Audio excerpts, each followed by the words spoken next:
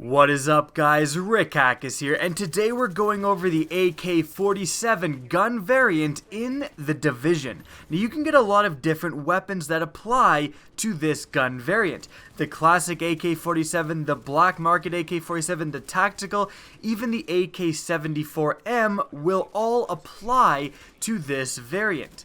Now, you can recognize an AK-47 variant because they will have relatively the same damage. Now, for me, that damage is around 8,000, but for you, depending on your firearm skill, that number will change. However, the numbers that won't change is that all of these guns will pretty much have a rounds per minute of around 600 with no attachments on and a magazine size of 30. And therefore, they will all behave relatively the same, even in terms of recoil. Now, you can get an AK-47 variant in all of the different rarities from white to high-end, and you'll see I even have a high-end classic AK-47. Now, notice that this has no special name, it's just a classic AK-47. You can get high-end versions of all the purple weapons in the game as random drops. So not all high-ends have a special name, like the Liberator, like the Midas, like the Caduceus. Those weapons are all going to spawn with designated perks. You can also just get high-end random weapons, again, just like a purple, except for the high-end weapons will spawn with 3 perks instead of the purple 2. So the AK-47s in The Division, are they any good? Well, let's start off by looking at the stats. Magazine size of 30, that's pretty average for an assault rifle, so there's nothing wrong there. Rounds per minute of 600 is definitely on the lower side. However, this does allow for a relatively higher damage, again for me, above 8,000. And a lot of other assault rifles are going to be actually in the 6,000s. So the AK-47 definitely does have a lower rate of fire but higher damaging profile. Now, the main problem of this weapon comes when we shoot it, and you can see that when I shoot this AK-47 with no attachments, the recoil is pretty severe. The thing about the AK-47 is it doesn't just have a bunch of recoil. There's a lot of guns in the Division that have a bunch of recoil that, kick upwards like crazy. But the AK-47 has very, very hard to control recoil, and that's because if you're using it in a fully automatic nature and you're shooting an enemy, it will just almost randomly jut off to the side, and suddenly then you're missing your target. So it really does need a reining in of its recoil when it comes to the attachments, and luckily the attachments, especially at level 30, are going to be giving significant enough bonuses that you are able to rein in its accuracy substantially. Now, I tried a bunch of different attachments for this weapon, but eventually I settled on the attachments you're seeing right here. Now, most importantly, I would point your attention to the muzzle and the underbarrel, and I think that it's very important to split these two attachments, for one having an increase to stability and the other having an increase to horizontal stability. And the simple reason being is that if you go all in on stability, you're still going to jut out sideways like I've described, and that horizontal stability needs to be controlled. However, if you go all in on horizontal stability, you're going to then just have to deal with a bunch of vertical recoil, and it's still kind of hard to land those headshots. So split the difference and have one in each of the different types of stability. And in fact, I was able to control the stability with these two attachments enough that it enabled me to use an extended magazine that increased fire rate, which increasing fire rate by something like 20%, I got my fire rate up to 733 rounds per minute. That is going to dramatically increase your overall DPS. Now, how does the AK-47 perform in-game?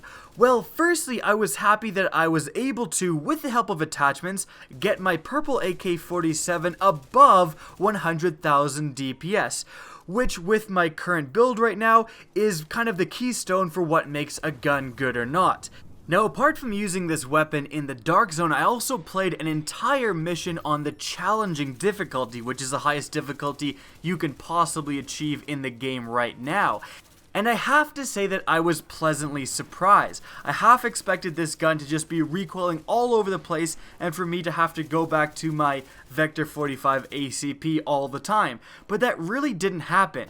This weapon, although recoil is always going to be an issue for this weapon, it just kicks like a horse. The simple fact of the matter is that you're going to be able to get enough damage on an enemy before this weapon kind of recoils off of him that you're happy with the performance of this gun. Even getting just a few headshots on an enemy is going to be doing substantial damage.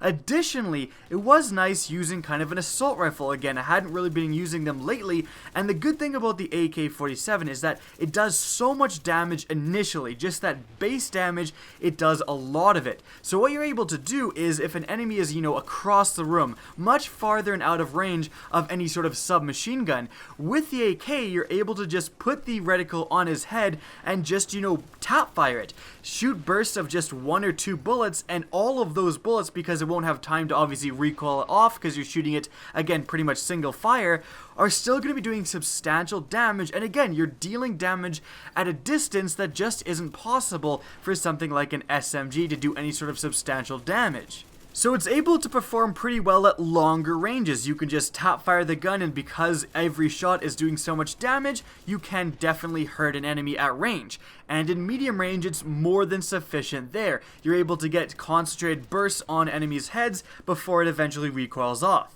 In closer ranges, there wasn't really anything wrong with this gun either, and especially in closer ranges, it's harder for this gun to recoil off target because the target is so much bigger. So you're able to put even more damage on that enemy, and especially if you have a magazine attachment that increases rate of fire, you're able to put a lot of damage very quickly on a lot of different enemies.